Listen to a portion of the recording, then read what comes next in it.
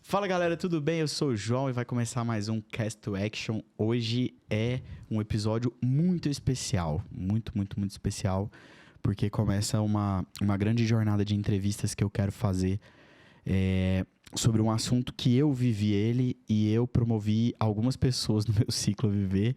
E hoje eu quero ouvir essas pessoas, né? Uma delas, acredito que uma das mais importantes que passaram pela minha jornada de empreendedor, que é o Eduardo Moura.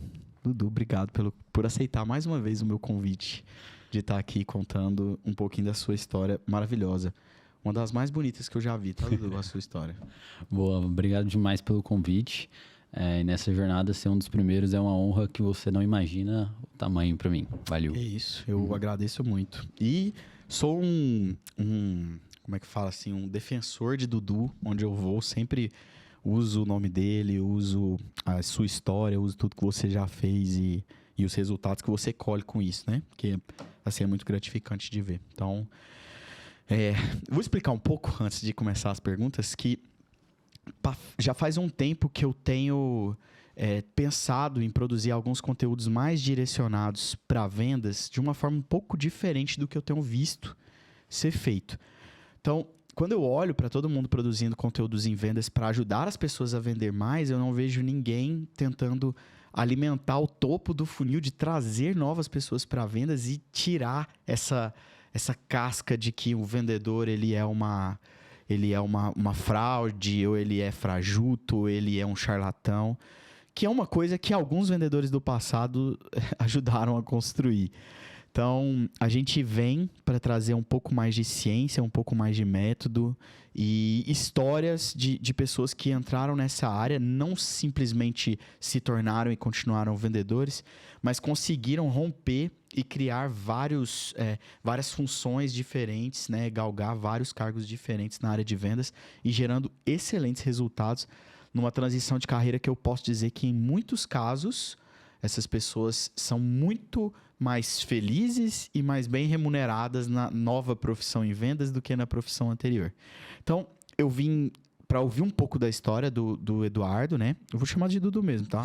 Eduardo é muito burocrático. Eu vou chamar de Eduardo, de Dudu, porque Dudu é o nome que eu chamo todos os dias. Né? É o oficial, Eduardo é o apelido. Então, Dudu, cara, queria te ouvir assim, você é um cara muito... As pessoas me veem, né, muitas vezes na internet, ou nos amigos, ou pessoas que me conhecem agora, como uma pessoa precoce. Eu falo, cara, é porque você não conhece o Dudu. O Dudu é muito mais precoce do que eu. Você começou muito novo, muito cedo, você teve bons cliques. Assim como muitas pessoas do seu ciclo que eu conheço, né? Algumas delas que eu com certeza vou entrevistar aqui também. E eu queria te ouvir, assim, um pouco da sua história dentro, quando você saiu da sua área de estudos e tudo mais, e decisão de carreira. O que estava passando na cabeça do Dudu naquele momento que te fez olhar para uma oportunidade que eu tenho certeza nunca passou pela sua cabeça na adolescência? Talvez pode ter passado depois que você teve algum tipo de influência, mas antes não. Queria te ouvir um pouco sobre o que ventilava na sua cabeça nessa fase. Boa. A história é um pouquinho longa, talvez, apesar da pouca idade, mas tentar ser o mais sucinto possível. Que acontece? Cara, eu lembro que no meu ensino médio, aquela fase que a gente escolhe, né, qual carreira que você vai seguir, ainda é muito forte para todo mundo, e para mim era muito também que eu ia escolher alguma coisa, eu deveria escolher aquilo e seguir aquilo independente do que fosse. Então, isso me deixou um pouquinho estático de, cara, como é que eu vou escolher alguma coisa pela qual eu vou seguir a minha vida inteira? E eu lembro que naquela época, velho... E com pouco parâmetro pela idade, né? Pouquíssimo parâmetro, quase na verdade. Nenhum. Até por um background de família mesmo. Tipo, não vem de uma família que eu tenho a referência do engenheiro, a referência do médico. Então, acaba que você não tem até muito espelho ali, aquela estrada que já foi trilhada. Uhum. Então, no meu caso, ainda foi um pouquinho ainda mais solto do que o tradicional, né? Que a gente vê no Brasil normalmente. Uhum. E aí, o que acontece? Eu lembro que eu gostava basicamente de todas as matérias. E aí eu gostava de matemática, eu gostava de física, eu gostava de história, eu gostava muito do ato de estudar, talvez, muito mais do que da matéria em si. E aí, chegado a esse momento, eu pensei, bom, tem que escolher alguma carreira, né? E eu escolhi a engenharia. Comecei na engenharia mecânica. Saca qual que era o meu propósito, João?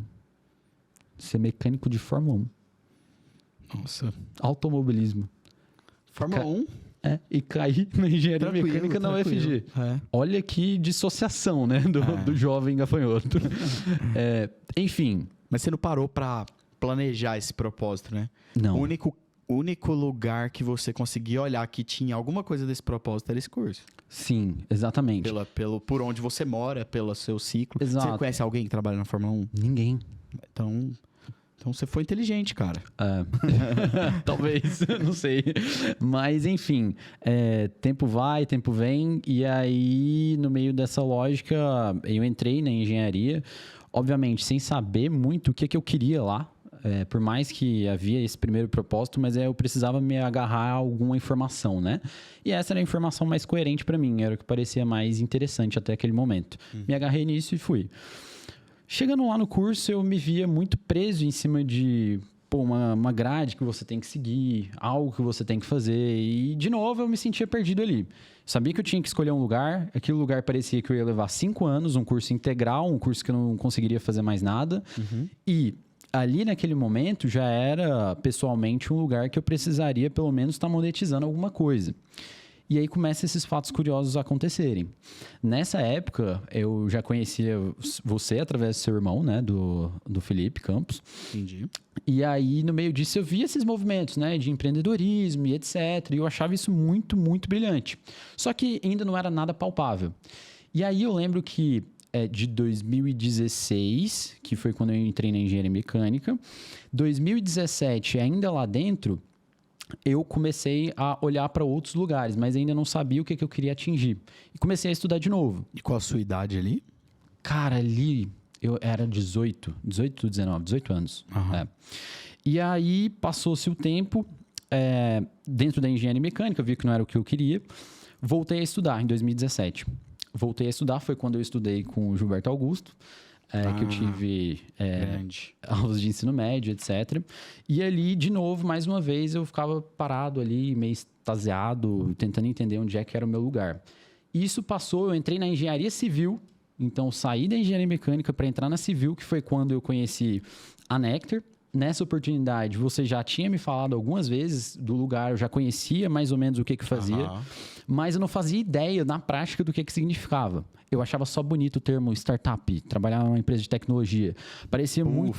sinuca. Exatamente. E juro pra você, foi muito mais por um atributo de, cara, eu posso alçar voos que a sociedade talvez está puxando o trilho por aqui. Na engenharia mecânica, na engenharia civil, teoricamente eu iria trilhar um caminho que as pessoas já trilharam. Então a possibilidade de inovar, de disruptar ou de fazer algo com a minha cara era muito mais difícil nesses lugares mais tradicionais. E isso me fazia ficar muito perdido.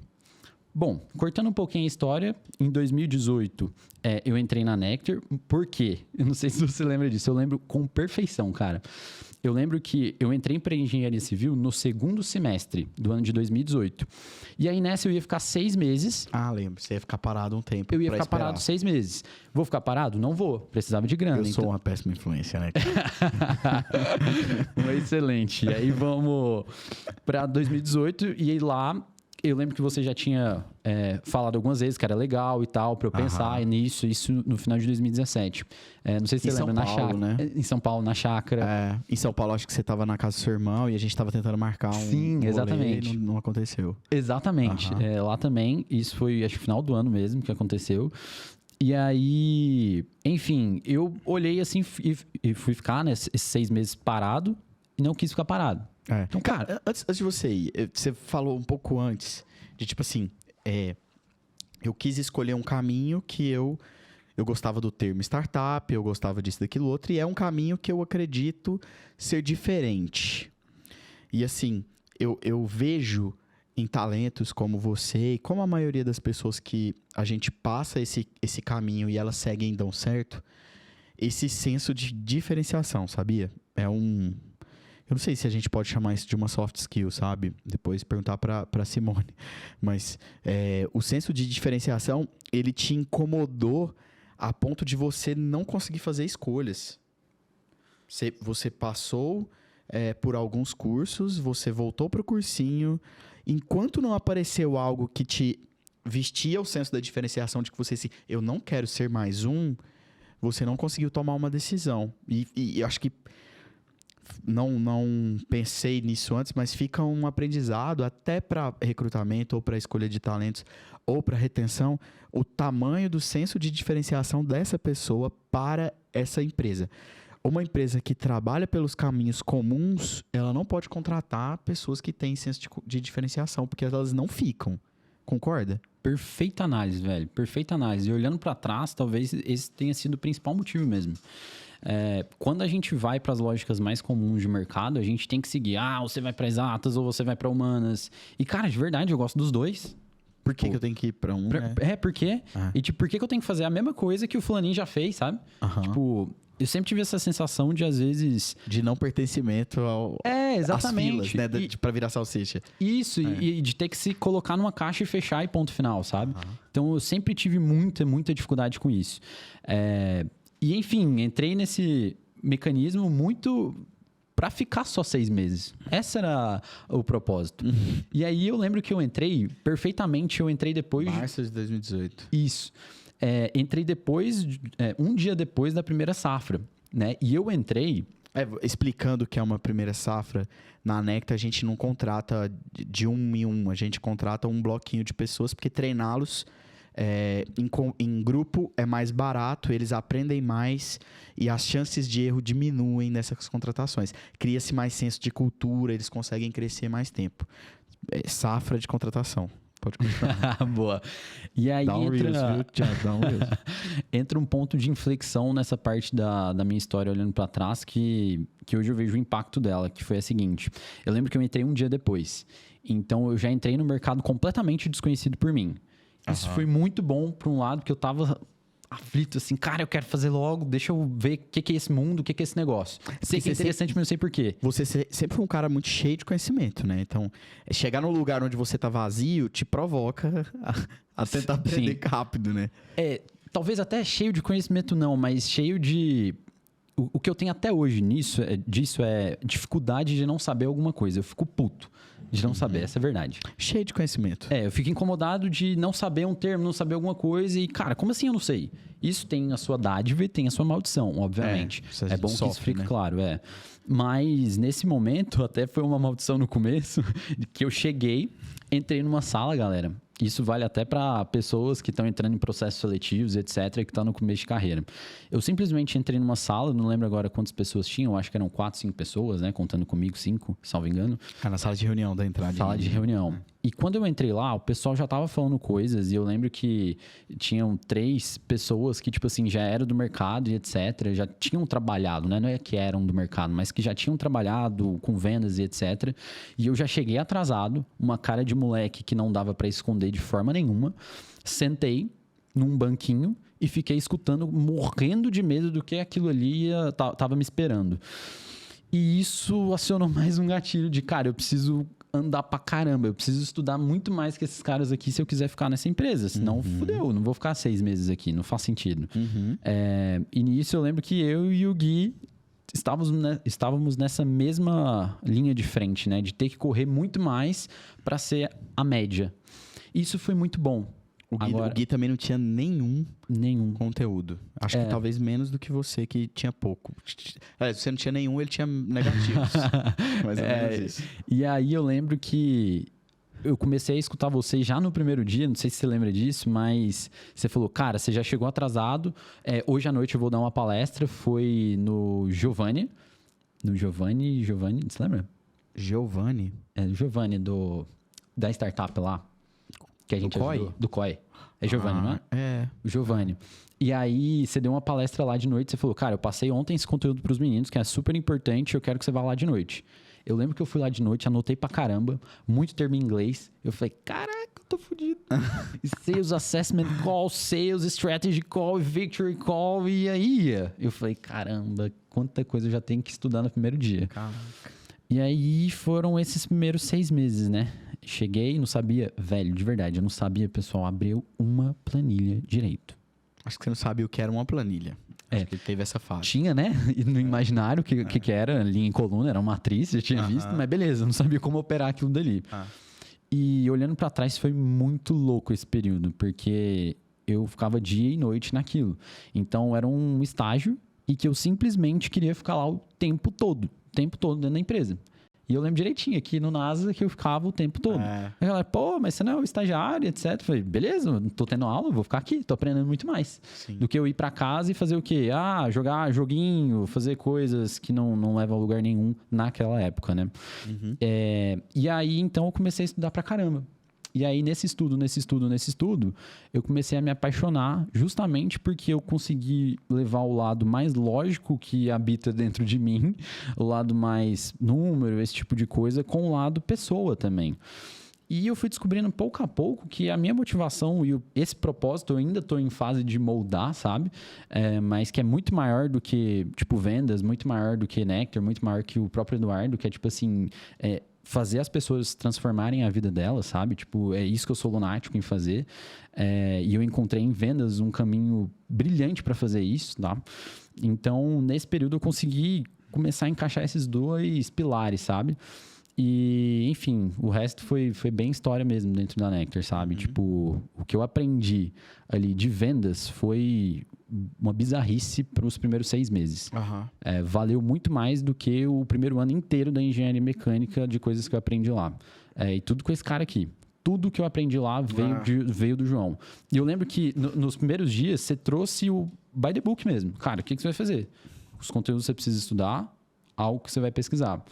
E isso talvez foi uma ponta de virada muito interessante, que foi exatamente ser um pouquinho mais autodidata e seguir as coisas que você falava. Então eu segui, cara, eu vou confiar nele e vou junto.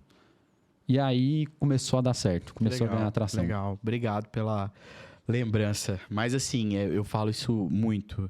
Eu passo esse mesmo conteúdo para... já passei, acho que para centenas de pessoas. Mas o que faz acontecer é você, sabe? Assim, a sua capacidade de assimilar, de fazer isso acontecer e entregar o que tem que ser entregue.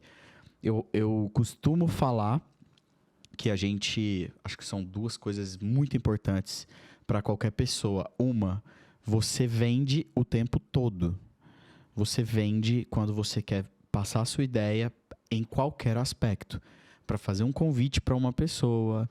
para fazer para conversar com a sua filha, com o seu filho, com o seu pai, com a sua mãe, com o seu irmão, com quem quer que seja, você está vendendo toda vez que você tem que passar algo que está na sua cabeça para alguém. Então, não tem como correr de vendas. Você é um vendedor. Você tem que persuadir o tempo todo as pessoas de alguma coisa e isso é uma venda. E o aspecto 2 é que vendas, num termo geral, é muito mais óbvio do que se parece. A gente tenta, às vezes, criar complexidades, a gente tenta criar fórmulas, nomes bonitos e tudo mais, mas o que vende ainda é o básico e vai ser o básico durante muito tempo. É você fazer um compromisso e cumprir esse compromisso. É você articular um preço e cumprir esse preço. É você articular uma entrega e cumprir essa entrega. Tudo que está em volta disso pode ter nomes bonitos, nomes diferentes e coisas complexas, mas sempre vai tangenciar. E assim, a capacidade que o Dudu teve de executar, e aí entra uma soft skill conhecida, que é o coachability, a sua capacidade em ouvir um feedback, ouvir um ensinamento, e conseguir assimilar e executar aquilo que você aprendeu já na sequência é o atributo que dá sucesso pro Dudu, sabe? Que dá sucesso para todo mundo que faz. A sua capacidade de fazer e entregar.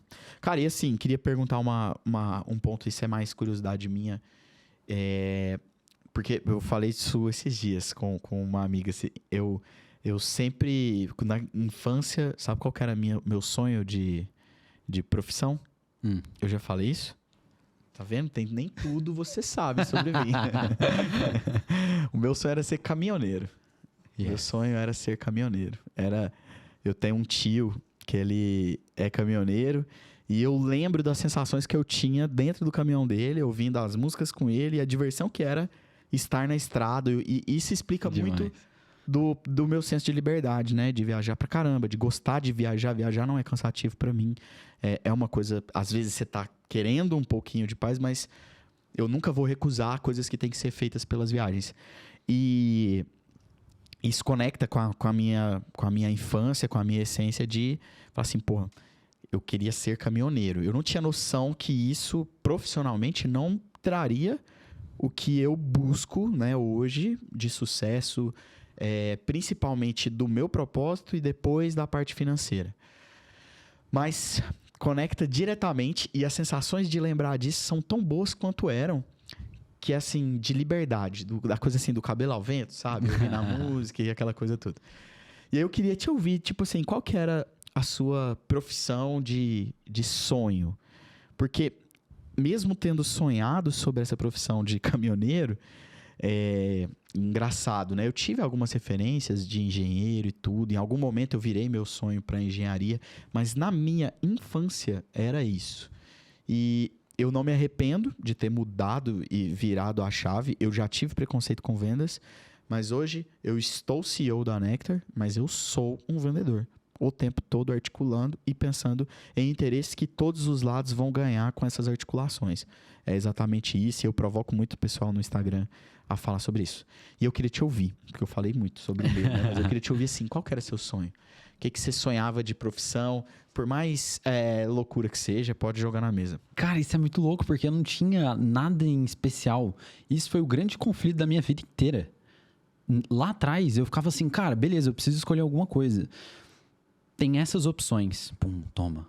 Engenharia, direito, medicina, jornalismo, nutrição. É porque você foi na profissão, você não foi na função. Na função, exatamente. Tá. E a vida inteira foi assim. Tanto é que, assim, eu lembro que o meu primeiro sonho era ser músico, fazer show, movimentar as pessoas. Aí, então, esse é um sonho. Era. E aí, pra você ver, foi uma construção. E eu lembro direitinho, a construção disso foi quando eu comprei o primeiro DVD. Na verdade, eu ganhei, quando era muito moleque, o primeiro DVD do Linkin Park. E eu vi os bastidores daquilo. E eu vi exatamente eles no ônibus, viajando, zoando um com o outro, e etc. Isso mexia com você? Mexia muito. Eu via todos os dias. Eu faltava à escola muitas vezes durante a semana pra ver. Desculpa, mãe, se você estiver vendo, que minha mãe é uma fã assídua, nossa. E ela vê tudo, mas eu faltava, tô gripado, não sei o que lá. E eu vi aquele DVD do Linkin Park. E eu adorava aquilo, aquela sensação também, etc. Só que isso foi se moldando ao longo da minha vida. Então, movimentar as pessoas, em dado momento, virou medicina. Em outro momento, virou engenharia. E aí, em outro momento, virou vendas, porque vendas estava diretamente conectado com pessoas. Então, isso que você falou é muito, muito verdade. Tipo, a sua essência de liberdade, de entregar liberdade para as pessoas, foi canalizada com o meio vendas, mas o seu fim sempre esteve lá. O seu propósito sempre esteve lá. E talvez o meu de movimentar as coisas também sempre esteve aqui, só que isso teve uma carapuça, uma máscara de diferentes maneiras, né? E diferentes meios. E tem uma mensagem por trás do, por exemplo, as minhas origens, as minhas conexões. Sou há uns 10 anos mais velho que você, mas lá na minha infância, o acesso a um DVD era totalmente diferente. E o acesso da minha raiz era ir pra roça, lá em Tumbiara, ficar com meu avô. E aí você via uma viagem, você ouvia uma música raiz e alguma coisa assim. E aquilo mexia comigo, de alguma forma, com a minha essência de liberdade. Na sua infância, quando você vê um DVD do Linkin Park, que eram pessoas, artistas que trabalhavam muito o aspecto da liberdade, tipo assim... E da disrupção, o né? Chester no palco, cara, era uma loucura, né, velho? Ele era disruptivo, era aquilo, e tinha senso de diferenciação fudida. Sim. Fudida, sim. Eles marcaram uma época. Então, percebe um ponto lá no começo da conversa, essência, né? Que trabalhou com essa essência Legal. que começou lá atrás. Perfeito. De uma coisa que você não viu. E percebe assim, a gente fala isso de vendas para poder passar, e quando essas coisas se conectam, você encontra a verdadeira persuasão.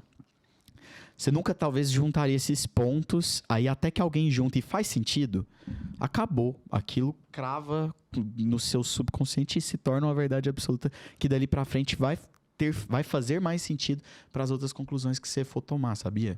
Cara, brilhante. Até ontem eu tava falando com o nosso time lá de aquisição todo, porque assim, é uma máxima que eu tô vendo cada dia mais, que é o seguinte: o que tá aqui dentro, tipo, na nossa mente, tem um atributo de viajar e pegar uma nave e ir para outros rumos que a gente não tem noção. Então, quando a gente escreve, quando a gente fala, quando a gente conversa, a gente materializa algo que é inconcreto na nossa cabeça. Se eu estou concretizando algo que é inconcreto, eu consigo ver. Se eu consigo ver, ou eu paro de ter medo, ou tenho menos medo do que eu tinha quando estava aqui na minha cabeça, ou então eu ganho uma outra forma para aquilo que eu estou vendo. Resumo da ópera: se você estiver só pensando, não estiver agindo, escrevendo, olhando, falando com pessoas, você não materializa um sonho, você não materializa até essa essência. Então, muitas vezes, isso que estava guardado aqui dentro de mim muito tempo, se materializava como algo desconexo. Mas num papo, isso tem uma conectividade bizarra. Então, sempre escute as pessoas e sempre converse. E vendas, eu encontrei muito esse propósito de conversar com as pessoas, movimentar elas e colocar essa disrupção para fora, sabe? Eu costumo pensar assim, como tudo na nossa vida, crescer dói, e essa materialização do que você está falando, né, de pegar uma coisa totalmente abstrata e trazer ela para um concreto, escrevendo, conversando, articulando, pegando opiniões, estressando, de alguma forma, é colocar a bunda na janela, sabe? Porque você se expõe, você expõe a sua ideia, você expõe... E se a sua ideia for meio... na sua cabeça, você tem uma sensação que a sua ideia é fraca ou um pouco até idiota, você quer se proteger dela, você não quer colocar ela na mesa. E aí e discutir com si mesmo, só na sua cabeça, você sempre vai ganhar. Entendeu? A parte confortável sempre vai ganhar. É o famoso: eu não vou pra academia hoje porque tá chovendo, sabe? Assim, você sempre vai ganhar essas discussões e você vai limitar essa ideia de se tornar alguma coisa, ou esse ideal, ou esse propósito que pode nascer. Eu acho que é muito rico isso. E eu aprendi cedo é uma coisa que eu via assim. Acho que a minha referência profissional, depois que eu entrei no mundo de vendas e startup, é o Diego Gomes da Rock. Eu sou acho que a palavra é paga-pau, sabe? Eu pago pau mesmo, porque ele é foda. Ele é diferente. Muito, muito, muito, muito. E hoje eu tenho visto os caras muito massas, assim, que eu admiro, como o Matt Montenegro, que eu acompanho muito o conteúdo dele. E outros caras também de fora, o Bruno Prado. São pessoas que eu gosto de ouvir, sabe? E aí, o Diego falou pra mim uma coisa no começo, que isso despertou em mim uma sensação de pressa absurda, para que eu possa falar o que eu te falei, que é: eu fiz isso rápido, eu comecei cedo a fazer isso. Quando eu fui falar com ele sobre produtividade, eu conversando com ele, eu falei: Diego, mano, eu não consigo entender tipo assim, que talaricagem é essa louca de resposta de e-mail 2 minutos depois, sabe? Diego, me passa uma coisa. Puf, ele passa, ele não esquece nada. Ele tá fazendo uma reunião, tá aqui, ó. Aí você pensa: porra, o cara tá no WhatsApp. Você abre, ele tá com um bloco de notas com o livro da minha vida, que ele escreveu, conversando. Nível de produtividade fodida, né? Aí eu perguntei pra ele, falei: mano, me ensina isso. O que você fez, velho? O que você usa? Sabe, mais ou menos isso. Ederol, alguma coisa assim, né? Aí ele falou assim: não, eu li GTD cedo. Getting Stone. Falei: caraca, caralho, mas isso? Esse é o segredo? Assim, olha que básico. Aí você pega, eu li o livro cedo também, quando ele falou, eu comprei, 2017 isso. Antes de você entrar na Nectar, no começo de 2017, comprei, li, criei o meu próprio framework, melhorei pra caraca a minha produtividade. Frequentemente eu tenho que revisitar, porque você vai encontrar nas zonas de conforto, o que é absolutamente normal, mas melhorei. Mas eu peguei uma semente que foi: eu preciso de fazer as coisas cedo, sabe, assim, e sem transformar isso numa ansiedade. Hoje eu sei que o inglês, ele é excelente, eu esforço muito pelo meu tempo para aprender, mas eu gostaria de ter aprendido mais cedo, e eu planto essa semente em todo mundo que eu posso. Inglês, inglês, inglês. Hoje se falasse assim: João, você volta no tempo, que curso superior você vai fazer? Letras em inglês. pra eu matar 2 coelhos com uma caixa d'água só, entendeu? Então, essa visão é legal e você conseguiu fazer isso de uma forma não consciente com os estudos e com essa... tipo assim, você passou muito tempo em cima da dúvida. E passar muito tempo em cima da dúvida, sofrendo por ela, você não sai fácil. Passar muito tempo em cima da dúvida e procurando opções até encontrar e assumir que encontrou e fazer sentido, assimilar essa decisão, isso gera a sensação de pressa e você se acostuma a encontrar opções. Tipo assim, caminho, futevôlei, você faz 10 chapas, sabe? Na primeira vai ser muito ruim, na última vai estar um pouco melhor. Você faz 10 chapas 10 dias seguidos, a última do 10º dia vai estar melhor. Você faz 10 chapas 2 anos, talvez a última ela tá perfeita, impecável, você não erra mais, é repetição. Você repete desde o começo, né? Lá das suas origens, a posição de sempre ter dúvida por causa do senso de diferenciação. Eu sou diferente, eu não quero participar desse movimento comum onde as pessoas estão indo, eu quero encontrar o meu. Mas você também repete o mecanismo de encontrar a opção. Entendeu? Várias vezes. Sempre criando elas também, né? Exatamente. Criar uma opção é uma saída. É uma opção, né? Uma saída. Ela é sempre uma opção. Você pode ter 2 opções que tá ali, mas você tem a sua de criar uma opção da sua escolha, no caminho da sua vida, não no vestibular, não numa prova que tem as opções que você tem, mas na sua vida, quando você vai escolher algo, sempre existem opções que você não tá enxergando e existe também a que você cria. Saca? Perfeito. Loucura. Cara, e se você pudesse voltar no tempo, igual eu fiz esse paralelo, teria algo que você faria diferente? Que você gostaria de avisar para os Dudus que estão te assistindo? Cara, tem algumas, tá? A primeira, eu cuidaria mais da minha mente. Acho que seria a primeira coisa. Eu acho que eu demorei, negligenciei muito isso. Saúde mental. No ponto mais íntimo da palavra mesmo, sabe? De materializar isso mesmo que você conversa consigo mesmo, entender esses rumos que você está indo. Se eu pudesse voltar lá atrás também, e eu deixo isso para quem está nessa fase, é diferenciar muito pressa de velocidade. Por muito tempo eu tive pressa na vida e foi horrível. Tipo, hoje eu consigo diferenciar isso de velocidade, porque antes eu só tinha pressa. De velocidade. Eu tinha a diferença que eu tenho hoje, né? Isso não é teórico nem nada, mas é assim, eu entendi que eu ter pressa é eu ir muito rápido para algum lugar que eu não sei qual é. E era onde eu estava. Eu estudava muito, eu comia livro e etc, mas o que eu quero fazer com isso? Então eu chegava toda noite, velho, por que eu tô fazendo isso? Não sei, mas eu sei que preciso fazer. No outro dia é a mesma coisa. Isso pra mim era pressa. Hoje eu tenho velocidade. Eu quero chegar muito rápido, mas eu sei os meus alvos. Eu sei onde eu tô indo. E aí eu imprimo a velocidade em cima desse propósito maior. E aí que você começa a entender os micro momentos, as micro etapas que você passa para chegar nesse seu macro objetivo. Uhum. Então, entender mais da mente, diferenciar pressa e velocidade, e talvez ter mais referências ainda quanto mais cedo. Então, ler mais, por exemplo. Se eu tivesse feito mais leitura aplicando a prática, porque antes eu só lia. Quando eu passei a ler, tipo assim, beleza, o que dessa leitura eu vou mudar na minha vida? Uhum. Mais rápido, eu teria tido um pouquinho mais de velocidade, não pressa. Entendi. Show. Legal. Eu acho que essa do inglês eu faria, sabe?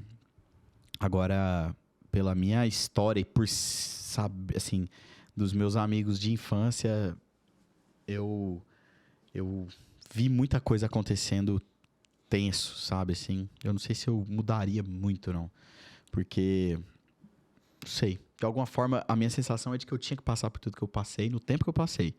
Sabe, assim, pra conseguir tomar essas decisões. Tem uma música do Engenheiros que eu sou fã demais dessa frase, que é: se eu soubesse antes o que eu sei agora, faria tudo exatamente igual.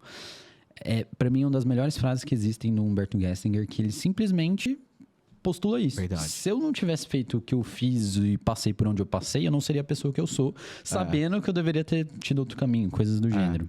Mas é legal fazer o paralelo, Porque tem pessoas que estão passando por histórias parecidas que podem se espelhar. E essa foi uma característica que assim, que você e eu fizemos. Tipo assim, o seu formato de aprendizado é muito diferente do meu, apesar da gente ser acelerado para aprender. Mas, tipo, eu acho massa pra caramba o quanto você é um cara estudioso e concentrado para aprender. Eu preciso de uma forma diferente. Por exemplo, eu tenho que achar a pessoa que tem o conteúdo que eu preciso e eu preciso de alguns minutos com ela. Aí eu consigo fazer um poderzinho assim, sei lá, da Marvel, alguma coisa que eu sugo tudo, cara. Se eu ouvir ela aqui falando, eu não preciso de anotar nada e eu vou lembrar essas coisas, por exemplo, com o Dieguinho. Ele fez um assédio mental na minha cabeça quando eu conheci ele. Foi um dia inteiro. Ele me levou pra Rock Content lá em BH. E ele abriu planilha atrás de planilha, coisa pra caramba, apresentou, não sei do que. Cara, eu saí de lá até tonto, assim, de conteúdo. Mas eu cheguei, fiquei isolado na outra sala do NASA que tinha uns 15, 20 dias. E eu escrevi, assim, sei lá, uns 40 páginas sobre aquilo e tal. Escrevendo e pegando as planilhas e fazendo um deparo, entendendo. Isso me deu foi o grande salto profissional, sabe, assim, da minha carreira de sair de um cara esforçado para um cara de resultado. Isso tem uma diferença. E essa é a pergunta que eu quero te fazer. Qual que é o salto? Quando você enxergou que foi o seu salto profissional? Tipo, João, foi aquele fato, foi aquela responsabilidade nova, foi aquela conversa, sabe? Conta pra gente. Cara, e isso, de novo, foi uma construção muito pautada em doses de confiança, né? E o primeiro ponto foi assim, eu tinha boas referências. Então, você era a primeira, tipo, e sempre foi, até hoje é. Obrigado. Então, eu conseguia me espelhar em algo concreto que estava do meu lado. Então, até retomando a pergunta anterior, se eu voltasse atrás, eu teria entrado na Nectar antes. Antes. Se pudesse ser em 2014, eu entraria em 2014. Jovem aprendiz, né? Porque se eu tivesse entrado antes e tivesse colado mais ainda em você e tivesse tirado aquela máscara da vergonha e tipo assim, velho, João, eu trabalho pra você de graça. Óbvio, pra quem tem essa condição, tá, galera? Eu trabalho pra você de graça. Deixa eu só sentar do seu lado e entender tudo isso que você tá fazendo, entender do seu universo. Eu teria feito isso. Então, o grande salto foi quando eu via as coisas que você fazia e que gerava muito resultado. Então, isso foi moldando o comportamento. Então, eu entendi a sua lógica de articulação, a sua lógica de negociação, a lógica que você tinha com pessoas. Então, esse foi meu grande ponto de inflexão, quando eu consegui pegar isso e moldar para o meu estilo de trabalho. Então, entender o que era sucesso ali para mim foi muito importante. E a partir disso, então, eu consegui entender que tendo essa boa referência, a gente conseguia se moldar e ter resultados muito melhores porque eu aprendia com o seu acerto. Então, eu não precisava recriar a coisa da minha cabeça. Eu recriava o meio de fazer isso, que vinha da disrupção, mas não a essência em si. Então, dentre vários episódios, assim, eu acredito que... eu lembro direitinho que quando eu assumir o marketing, isso foi um pouquinho depois, lá em 2019, né? Foi. Eu senti um impacto maior. Mesmo que em 2018 eu entrei já colando em você, né? Não sei se você lembra, mas eu era colado com você. Então, assim... Incomodava. Incomodava.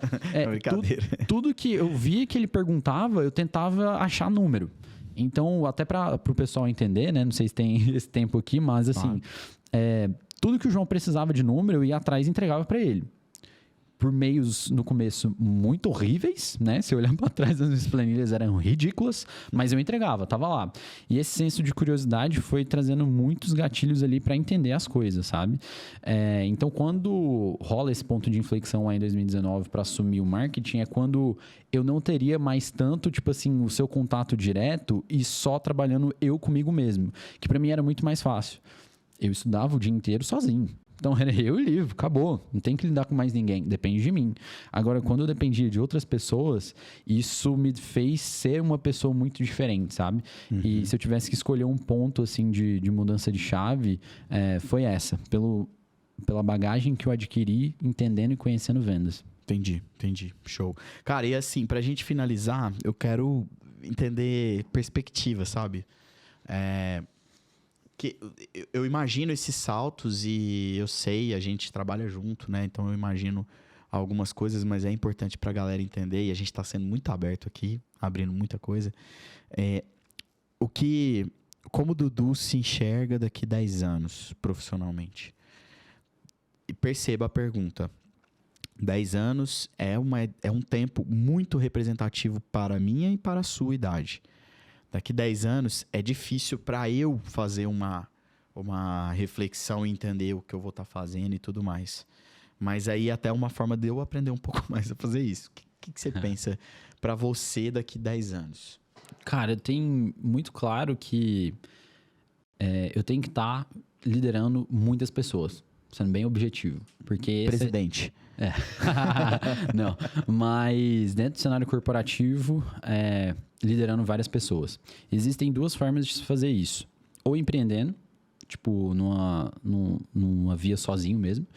Ou dentro de uma corporação, no caso a Nectar mesmo, tipo, tendo várias pessoas. Então, esse é meu sonho, sendo bem pragmático e objetivo, sabe? Porque eu entendo que a partir desse mecanismo que é o que eu tô entendendo, que é a minha zona de genialidade, é onde eu vou conseguir maior impacto com as pessoas, para as pessoas, sabe? Então, é mais ou menos esse o meu vislumbre. Show. Massa, bom demais. Cara, eu vou finalizar, assim, rasgando um pouco a seda pelo Dudu, porque ele entrou realmente como um estagiário e a gente passou altas responsabilidades na parte financeira para ele. Ele conseguiu desempenhar uma excelente função, fazendo algumas análises. Depois ele foi para o Ops em Vendas. Ele fez excelentes análises em Ops em Vendas. Depois ele nos ajudava em vendas. Eu falei para ele, eu lembro direitinho isso com o Dudu, sempre foi um grande diferencial. Eu falei, Dudu, eu acho que você precisa aprender a vender. Você está entendendo, sua cabeça está cheia de conteúdo de vendas, mas você nunca vendeu. Isso vai te dar alguns estalos e alguns gatilhos que você vai conseguir colocar as peças no lugar certo do tabuleiro. Ele assim fez. Apareceu a oportunidade de liderança, ele foi a primeira pessoa que eu pensei. Foi na época, 2019, quando o Plínio saiu. Dudu assumiu, fez um excelente trabalho. A gente... hoje a Nectar é uma empresa muito bem vista, assim. As pessoas que trabalham na Nectar, por trabalhar na Nectar, recebem excelentes assédios porque trabalham na Nectar. A Nectar é uma empresa que dá essa visibilidade pelo marketing que esse jovem rapaz nos ajudou a construir. E com a saída também de uma outra pessoa, que é a Dacia, que é uma das pessoas que eu quero entrevistar aqui também. A gente tem uma história excelente também. Você assumiu vendas e agora ele vai assumir uma nova área dentro da Nectar junto. E ele não está desassumindo as anteriores. Ele assume, organiza a casa, processualiza, lidera muito bem, assume mais uma, lidera muito bem. E ele é um dos caras que entrou no nosso programa de acionistas. Ele é um sócio da Nectar, ele tem ações da Nectar. Ele conseguiu construir tudo isso em quantos anos? 5 anos. Com muita dedicação, muito empenho, com a cabeça realmente focada e orientada a dados, mas querendo aprender a todo custo, sabe? E sempre unindo esforço e resultado. Ser muito esforçado não quer dizer nada, e ter muitos resultados com pouco esforço é uma coisa que a gente consegue depois de muitos anos. Não é o nosso caso, a gente se esforça e entrega esse resultado. Então, eu falo isso tudo até para deixar muito claro o quanto eu sou fã do seu trabalho, fã da sua pessoa, da forma como você conduz. Muitas vezes situações muito melhor até do que eu, que não tenho nenhuma vergonha de assumir, assim, que você passou o seu mestre em vendas. Longe, passou. Você lidera muito melhor do que eu e faz isso muito bem feito. E eu sou super feliz com isso. E muito obrigado por ter vindo aqui contar a sua história, que é maravilhosa. Eu tenho absoluta certeza que ela pode ajudar no seu e no meu propósito, que é transformar a vida das pessoas através das vendas, sabe?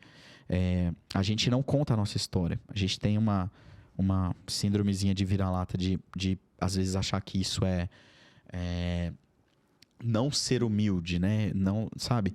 E não precisamos ser assim. A gente pode contar um pouco mais, falar um pouco mais da nossa história no aspecto de resultados do que a gente já entregou. E eu vou fazer, começando aqui, já abrindo um tour com você, com algumas pessoas. A gente começou hoje, mas esse tour vai acabar... Pode falar? Pode. Lá em São Francisco, com o Matheus.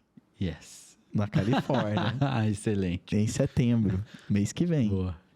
Mês que vem. Thiago, arruma as malas, tá? Brincadeiras à parte, Matheus, tô te convidando aqui, ao vivo. Vou estar aí no dia 20, entre o dia 18 e o dia 20 de setembro. E quero falar com você. Antes de você, nos Estados Unidos, vou falar com outro também, que esse eu não vou revelar o nome. Mas vou falar com algumas pessoas que a gente já passou por esse caminho. Legal. Na intenção de não de evidência própria, mas de mostrar o que vendas faz e onde vendas levam as pessoas, entendeu? É esse o caminho. Obrigado, viu, Dudu? Falei demais, né? Boa, obrigado eu pelo convite. É um prazer dividir essas histórias e se eu tivesse que deixar uma mensagem aqui pra galera... Pode deixar uma mensagem pra galera, Dudu. Disso tudo que a gente falou, são várias coisas importantes, mas tá vendo 2 caminhos? Cria o seu outro caminho, né? Tá vendo seus caminhos? Cria o seu próprio caminho. Vai lá, você consegue fazer. Muito obrigado de novo. Você é sempre uma referência em vendas, transformando vidas e vai espalhar essa palavra por aí, velho. Valeu, obrigado. Valeu, obrigado. Valeu, galera. Um abraço.